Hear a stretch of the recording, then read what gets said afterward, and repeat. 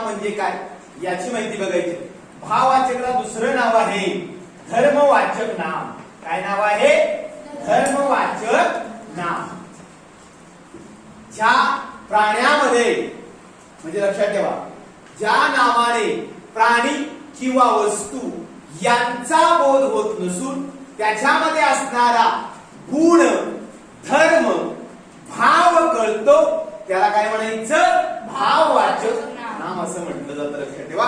म्हणजे जे डोळ्याने दिसत नाही, जे स्पर्श करता येत नाही, चव घेता येत नाही, कल्पनेनं फक्त जाणलेलं असतं त्याला म्हणायचं भाववाचक नाम. उदाहरणार्थ कीर्ती तुम्हाला डोळ्याने दिसतीया नाही, चव घेता येते नाही, म्हणजे ते काय होणार आहे? भाववाचक. चांगुलपणा डोळ्याने दिसतो नाही, जी चव घेता येणार आहे, त्याला स्पर्श करता येणार आहे का? नाही. फक्त आपण काय केली गेलेली आहे? कल्पना केली गेलेली आहे. त्याला सुद्धा काय म्हणणार आहे? भाववाचक. सौंदर्य त्याला सुद्धा काय म्हणणार आहे? भाववाचक नाम. सौंदर्य लक्षात आलं का? फक्त दिसतंय आपल्याला म्हणजे फक्त आपण डोळ्याने पाहू शकतो का? लक्षात आलं. चव घेता येते का? नाही घेता येत. लक्षात आलं का? त्याला सुद्धा काय म्हणणार आहे आपण? भाववाचक.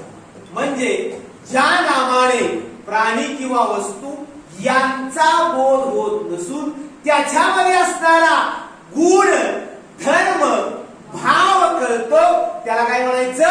भाववाचक नामे असं म्हटलं जातं. भाववाचक नामाला दुसरं नाव आहे धर्मवाचक नाम. भाववाचक नामांचं अनेक वचन होत नाही. भाववाचक नामांचं काय होत नाही? आणि जसं विशेष नामाचं अनेक वचन होत नाही तसं भाववाचक नामांचं सुद्धा अनेक वचन होत नाही. मग ही जी भाववाचक नामे आहेत ती डोळ्याने दिसत नाही, स्पर्श करता येत नाही, चव घेता येत नाही, फक्त कल्पना केलेली असते, यांना आपण काय म्हणत असतो? भाववाचक नाम. ही भाववाचक नामे बनतात कशी? तर एखाद्या विशेष नामाला प्रत्यय लागून, एखाद्या सामान्य नामाला प्रत्यय लागून, एखाद्या धातूला प्रत्यय लागून, एखाद्या विशेषणाला प्रत्यय लागून काय बनतात? भाववाचक नामे बनतात. लक्षात ठेवा. याच्यामध्ये हे जे प्रत्यय म्हणजे काय? शब्दात नंतर लागलेले असतात त्यांना काय म्हणतो आपण?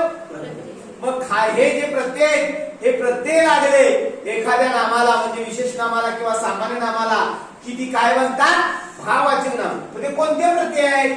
तर आई, ई, गिरी, वा, पण, पणा, त्व, य, वा, ना, ता हे प्रत्यय लागले किती काय बनतात? भाववाचक नामे बनतात. मग मी म्हणलो आई हा प्रत्यय लागला. उदाहरणार्थ मी म्हटलो मग नवलाई कुठला प्रत्यय लागला? आई. चपळाई आई, दांडगाई आई, त्याच्यामध्ये कुठले प्रत्यय आहे? आई. म्हणजे त्यांना काय म्हणणार आहे आपण? भाववाचक. एखादा ई प्रत्यय गरिबी, गोडी, लबाडी त्याच्यामध्ये कुठला प्रत्यय लागला? ई. लागला का नाही? गरिबी मध्ये ई आहे का नाही? आहे. लबाडी मध्ये आहे का नाही? आहे. त्यांना सुद्धा काय म्हणणार आहे आपण? भाववाचक नाम म्हणणार आहे. लक्षात ठेवा. एखादं त्यानंतर की प्रत्यय घेतला पाटील हे काय झालं? विशेष नाम. आणि पाटील की म्हणल्यावर काय झालं? भाववाचक नाम. भावकी काय होणार? भाववाचक नाम. भिक्षुकी काय होणार? भाववाचक. शाबासकी काय होणार? भाववाचक नाम.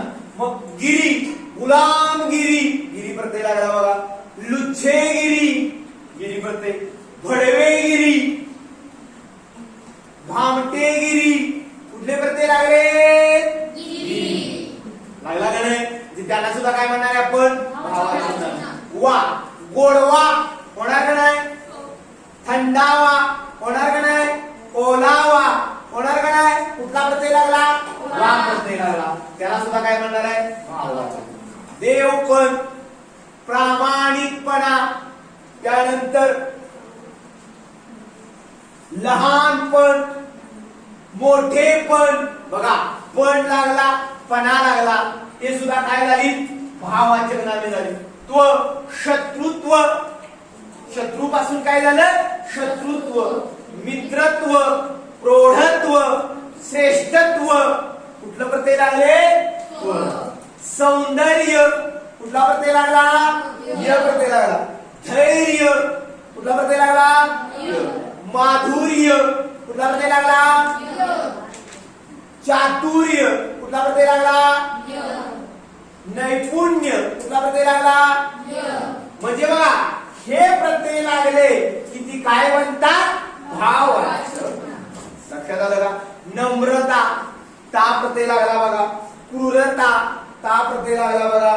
त्यानंतर विनम्रता, ता प्रत्यय लागला बघा. श्रेष्ठता, कुठला प्रत्यय लागला, ता प्रत्यय लागला. म्हणजे की, आई, ई, गिरी, वा, पण, पणा, त्व, य आणि ता हे प्रत्यय लागले की ती कोणती नामे बनतात, भाववाचक नामे बनतात.